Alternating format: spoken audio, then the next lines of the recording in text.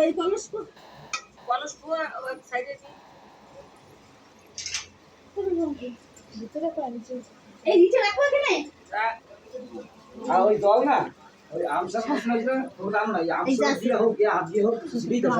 পরিবেশটা একটু রেস্ট দাও পুরো মন্দিরে সিঁড়ি দাও সবাই লাইট দিয়ে পরিবেশে কোনো নেগেটিভ শক্তির জন্য এই না দাও দাও সবাইকে দাও